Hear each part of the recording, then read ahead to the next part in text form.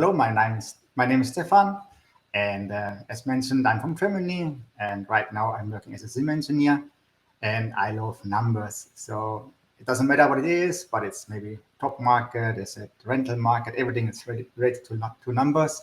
I just love it, and that's why I want to show a little bit about how hard it is to break into cybersecurity, because we have to know about the current job market. One note, I'm not a recruiter, so it might be wrong because I can only take out like in general numbers and maybe not for you or for each city because each city different, but I can give you like a big overview. Like as an example, Dallas and Austin are close together, but Dallas is highly technical and like Austin is highly technical and Dallas has more, it's a wider area. So they are very different. The main question is what I always say is how hard is it to get a job in technology or cybersecurity? Like we heard a lot of great presentation and we know it's incredibly hard, but it's not always the same like 2 years ago or 1 year ago. It's always a little bit of different. So the question, if it is your goal, how much time do you need? How much money do you need? It's always a little bit different. As always, like related to risk, like if the job market is very bad, then you may need more money and you have a less likely chance to get into cybersecurity. That's why you may need to know your changes or maybe not. To be honest, when I look back a couple of years ago, like 4 years ago, I was like, okay, I want to go into cybersecurity, but I had no idea about how hard it is or what it would cost. Just like I wanted it. So after 2 years, I got into it. Like currently, a degree or bootcamp can cost you up $3,000 to maybe $75,000, and that's a lot of money. So I think it's you have to know a little about it. And maybe as an advice, I'm a foreigner and I made it into cybersecurity. If it's possible for me, then it's maybe also possible for you or for anyone. Essentially, it's just how much passion you have, and so don't be maybe too disencouraged. So this one is always funny because I always see this. If we go into cybersecurity and then we look at maybe different advertisements, see, we have 0% unemployment rate. It's so easy to break into cybersecurity. And of course, you get a 6-figure salary right away on the top. And there are 3.5 million open jobs. But the question is, do you believe it? I have to say 4 years ago, I did. So I was watching these ads and say, cool, I want to do it. It's easy to do. And I just said, I want it. But essentially, it took me 2 years and thousands of hours to do it. But just to understand that these are just ads and the companies wanted to buy their course. It had nothing to do with reality for entry level. Maybe if you have a lot of experience, then it's different. But for entry level, it's not. So as mentioned, sometimes it can take a year, 2 years, but sometimes only a couple of months. It depends a little bit, but I would say on average, if you want to do it, it will take a lot of time, maybe at least 6 months, a year, or even more, depending on where you are. But now let's say we need some data, right? Like what's the real truth currently right now? And it always changes. This one shows the US for technology. LinkedIn every month, LinkedIn gives the workforce report, and there's technology, there's education, there's a lot of stuff, and you can even see how many companies actually do offers. Like it's not about how open jobs, but it's more accurate. It's about how companies really hire. Like we have here in 4 years, we had 3 stages. We had the time before COVID. If you look at it, hiring was about 20% up from 2016 as a base. And for a long time, it was kind of steady, at least in the US. We had like the year 2002, we had like the dot-com bubble, and 2008, that was the last 2 big dips. But before, or after 2008 until right now, it was always kind of steady, like 10 years of slow growth. And then COVID hit. Within a few weeks, essentially, the number of open jobs or job offers absolutely crushed. In technology, it went down by 35%, and it was practically immediately. So after that, it took around a year to recover, and then we entered phase 2. At this point, everyone had stimulus checks, and people had a lot of money, and companies felt great, and they hired like nuts. Like in America, like hiring was like 60% higher than 2016. You see, like, and it got up. And of course, like companies offered remote opportunities, and everything else was great. So you could even like job hopping, you could earn a lot of money by doing that. And then slowly we are moving into stage three. The Fed raised interest rates, and it got more expensive for companies to essentially get money, because in technology, a lot of companies are losing money right now. So they have to be very careful.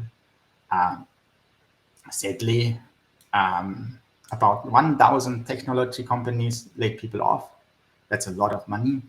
Interestingly, in cybersecurity, the peak of layoffs was not in January. It was a little bit later, maybe 2 or 3 months ago, like Cisco, Accenture, and F5, and all of the others. So it essentially means, because good for us is, so cybersecurity has a bit of delay. So we can see, okay, if it goes down, then maybe we have 3 months later or 6 months later, it's going down. So we have like a little bit of, like a warning time. This time, yes, let's go.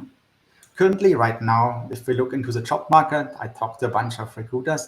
It is a little bit recovering. So more people are getting jobs right now, but I'm not sure how it will stay like this. So it's it's going up, but I'm not sure. I cannot look in the future because it's impossible.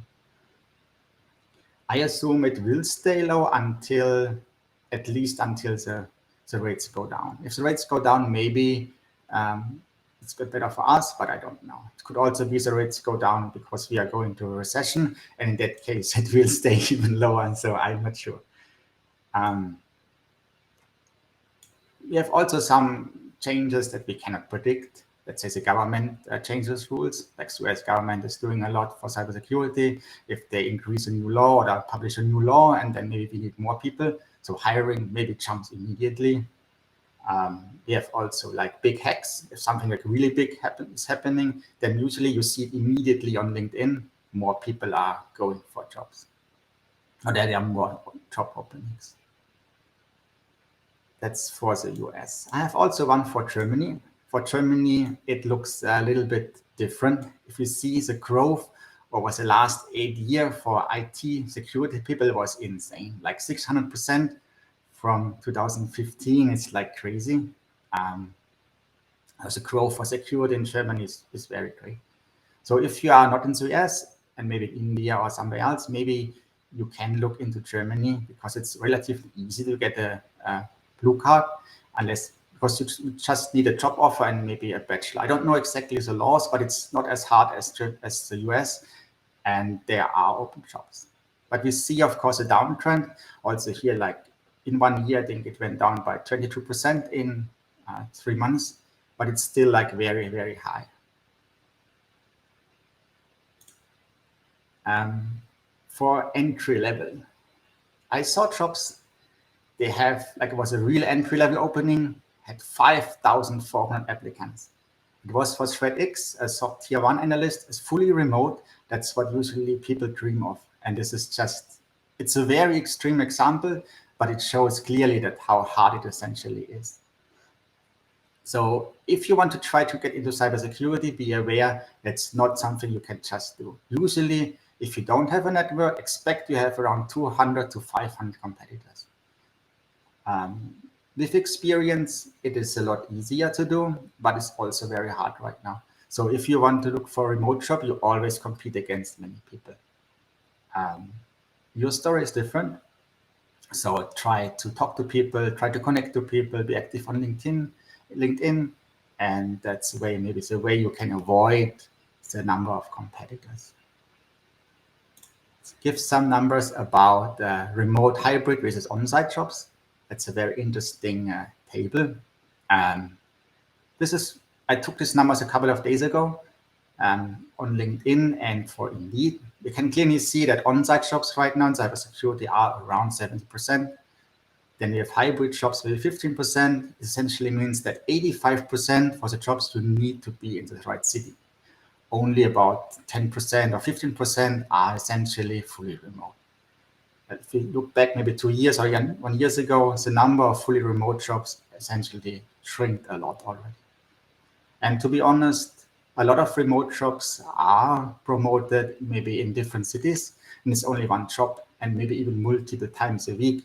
So I assume the real number of fully remote jobs is below 10%. How to get a job in this environment? A lot of people ask me the same questions like, hey, how do I get a job? What should I do? Essentially, there's no guarantee, but there are some ideas. Each maybe idea improves the chance, but there's no 100% chance. The best thing is it's networking. So you have to talk to people.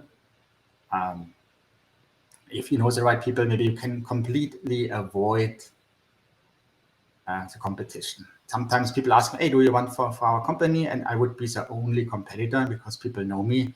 That's something you can do. Like, but don't go on LinkedIn and write a message, hey, do you have a job for me? I get this many times, and it's like, hey, that doesn't work because I don't know you. So that's always a problem. Focus on employers, specific employers. Let's say if you want something, and connect to target people. So you know maybe you want to work for company X, and then you can talk to these people or find them on LinkedIn and talk to them and build a relationship over long term. Also, like join a cybersecurity community and be active. So it doesn't mean if be active is your name has to go out. If you just sit there in the chat and do nothing, or you don't give anything, then it's a problem. You have to be visible. That's it. Let's take the next one.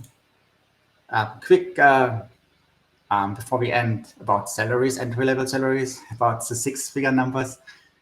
These are two from ZipRecruiter and PayScale. And we see like ZipRecruiter tells you for entry-level SOC analysts, the salary band on the highest range is around $36,000 to $41,000. And that's very low. So if you are a career changer, think about it. You have to use your transferable skills to avoid to get such a low salary. Why is it so low? It could be that like a lot of help desks rename the help desk to SOC analysts because they are getting way more applicants, and that's why they are doing. I personally think these numbers are very low, but in many cases are even true. Sadly, I talked to many people, and they earn around $40,000 or $50,000 depending on the company size. But there's no way that an average person get like $100,000. We can also talk about as a variety. What salary do you expect? Essentially, the range can be huge. This one is for an engineer, cybersecurity engineer. It goes everywhere from 60,000 to 160,000. And if you think about it, it's just immense scale. That's why you have to look for your opportunity, and even there's no way to say this is like this. So it could be a city, everything could be different. So talk to people to get a realistic idea in your city what you make, and the company size matters also a lot. I'm open to questions about this topic. Again, I'm not a recruiter, but I know a lot about the data. I was digging into the data and try to find a lot as I can. So you can reach me on LinkedIn or on the Simply Cyber Discord. Thank you so much.